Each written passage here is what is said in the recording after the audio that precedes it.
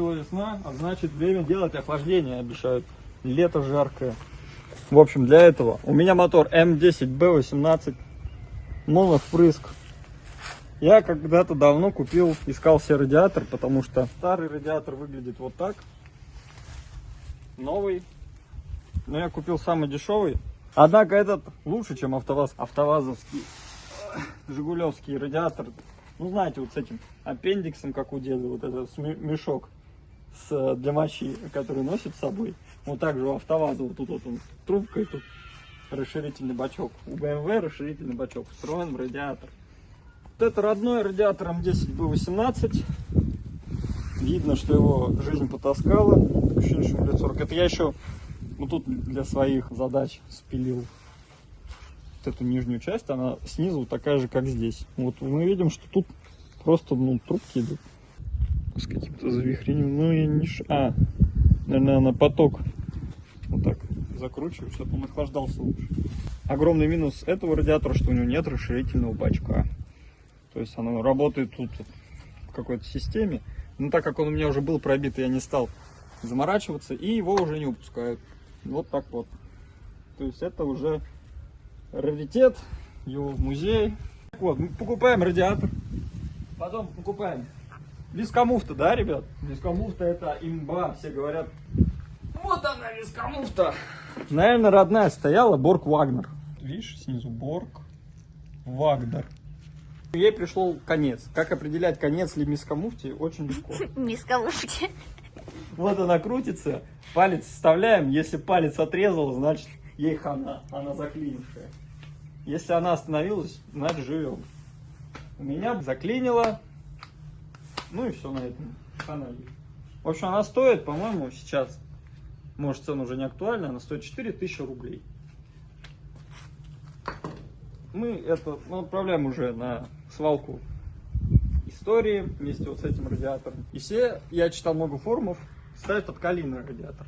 Но опять же, надо придерживаться того, что если есть вариант поставить запчасти оригинал, либо с другой машины, ну BMW-шный хотя бы поставьте, не ставьте от Калины, от АвтоВАЗа, а то так Калину себе и соберете по итогу. Вы же не хотите Калину собирать. И когда мы заходим на Авито, что мы видим? Иногда бывают моменты, когда запчасти от BMW стоят дешевле, чем от АвтоВАЗа. Вот это чудеса. И я купил себе вентилятор от BMW за 2000 рублей, а от Калины стоит 3000 рублей. Вот так чудеса бывают в этом свете, когда вы сидите. Посмотрите на вот это.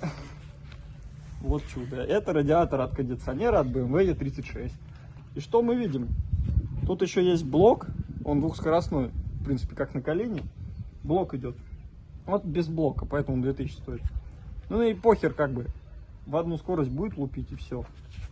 Смотрим. BMW. Вот сюда смотрим. BMW, да? Потом смотрим куда? Вот сюда. Что мы видим?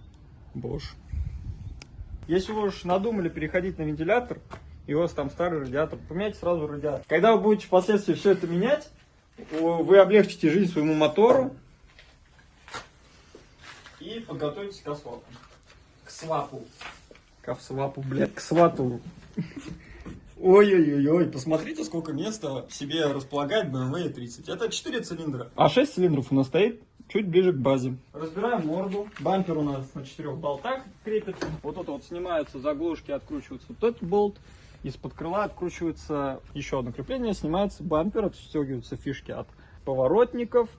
И мы имеем вот такой вид. Там же снимается клаксон и снимается вот такая вот штука. Но у вас ее может уже и не быть. Наверное, это что-то редкое. Так как из-за шкива вискомуфты, под вискомуфту у меня не влезает, сюда радиатор, мы его ставим с другой стороны. Насколько это критично, я думаю, что не насколько. Какая разница, когда у вас будет обдуваться холодным воздухом с улицы радиатор, также будет поступать мотор, если у вас рабочая помпа, то все будет шикарно. Также, в чем плюс еще вот этого радиатора? То, что он предрасполагает в себе отверстие с резьбой под датчик температуры. Покупаем датчик температуры. Только не АвтоВАЗовский. Нормальный покупаем.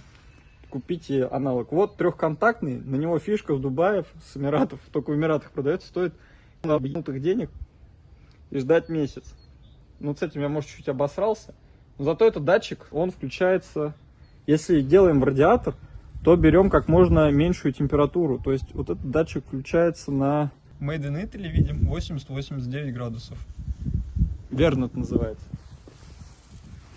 В чем плюс его? Что он вкручивается просто вот тут вот у нас. То есть нам не надо вырезать патрубки, под них подбирать датчики. Я, естественно, ебёна мать. Вот, с небольшим усилием я выкрутил. Ну и, собственно, вот сюда болт и ставится. Датчик выключения вентилятора. Представляете, как все в BMW продумано. Нету миллион дырок, триллион отверстий. Куда же можно было бы присрать все, как в автовазе. Далее, сразу же меняйте помпу. Это, я думаю, что это логично, да? Если мы делаем охлаждение, то поменяйте помпу. Она стоит там 2000 рублей, 2300. Там, пусть будет она Стелокс, какая разница. Далее покупаем релюшечку. Такую, по-моему, я с Озона брал. Но я оставлю все ссылки и номера, предохранитель. Провода. Тоже, но это все куплено с Озона. Такие вот контакты под датчик. Не знаю, найдете вы или нет. Я купил вот такие вот клеммы, чтобы не ждать с Эмиратов датчик. То есть вот она клемма, да. Берем так. И она туговатенько, но входит. Тут обжимается провод. Берем радиатор, крутили датчик. Вот сюда я подключил. То есть у меня вентилятор односкоростной. Мы берем вот эти два нижних, это у нас плюс. Верхний это минус. Мы берем два нижних, их сводим в один провод.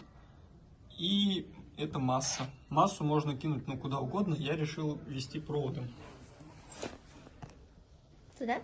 Да, крылья. Вот тут вот дополнительные кронштейны придумал. Вот тут, вот здесь. То есть и вымерил так, чтобы вентилятор об радиатор не цеплялся. Также от вентилятора берем плюс и минус. И тянем их вот тут вот по морде. Вот тут видно клипсы. Специальные хомуты с клипсами. Вот так ведем. То есть у нас сейчас идет два провода. Плюс и минус от датчика, плюс-минус от вентилятора. Вот тут вот я их прокинул, и там через фару, вот тут они идут, сбоку аккуратненько, и уходят вот сюда. То есть минус с датчика, минус с вентилятора. Купаем клемму под болт, крепим, а плюс кидаем один, я схему приложу. Вот сюда один плюс, другой плюс вот сюда. Я решил через плюс сделать управление. Ну, тот через минус делать, но я схему не нашел, поэтому первую попавшуюся схему взял и сделал. Так, и берем плюс от аккумулятора, берем предохранитель, ведем. И вот тут вот раздваиваем на два контакта. Соответственно, если мы обжимаем клеммы, я советую купить сразу термоусадку, она недорогая. Вот такой обычный провод, купленный в Данила Мастере. И двухжилистый провод тоже. То есть вот этот я провод кидал от аккумулятора к крылюшке, а потом его раздваивал там обрубком двухжилистого провода. И двухжилистые провода кидал в специальные оплетки, то есть она не горючая. Ну и черный провод выглядит красиво. Буквально вот такие вот контактики в Экспрессе продаются, в принципе, нормальные. Ну, в том же, как в Данила Мастере или Леруа можно купить получше. Ну, а так из Экспресса нормально, что они отжимают. Плоскогубки такие, универсальные. То есть у нас вот тут сечение. Ну, вот так вот просто берем. Раз, два. И у нас оголенный провод сразу становится. Потом берем, там, к примеру, вот так вот клеммочку. Ну, то есть вот туда вставляем. Вот тут вот. Также раз, два. Вот мы ее обжали. Такую нейлоновую кинули штуку. Вот так. То есть зафиксировали. И ничего не случится никогда с контактом. То есть делать скрутку, как по мне, когда ты уже начал это все делать, ну как-то что ли неправильно. Делайте уже разок нормально, потому что оно через год буквально все окислится и не будет контакта никакого. Ну вот такая у меня еще есть пушка для термоусадки, то есть она вот этот нейлоновый усадку усаживает. Чтобы проверить, датчик работает наш или нет температуры. Да и проверить работоспособность вентилятора. Берем, крепим клеммы. Вот наш датчик. Берем его, нагреваем. Ну, наверное, долго будет сейчас, потому что у меня антифриз уже залит. Все номера запчастей я прикреплю, и где заказать прикреплю. С Озона там ссылки прикреплю все, откуда, где я что брал. Каждый мог это сделать, потому что это, как по мне, очень нужно. Сейчас он нагреется. То есть он при 80 градусах включается. Видим, реле заработало. Вон светится релюшка. Вентилятор крутится. То есть продукт у нас очень хороший. Тут прям хороший. Делаем провода. Можно сразу проверить проводку на освещение. Видите, иногда у меня наглючило. Я сразу вот тут вот поменял проводку. Там вот, где она была перебита. И видно сразу, когда вот просто на скрутке делают люди. Там такая окись. И из-за этого у нас контакта нету. Что окисляется. Уже делаем нормально. Сразу в оплетку, чтобы меньше влаги попадало.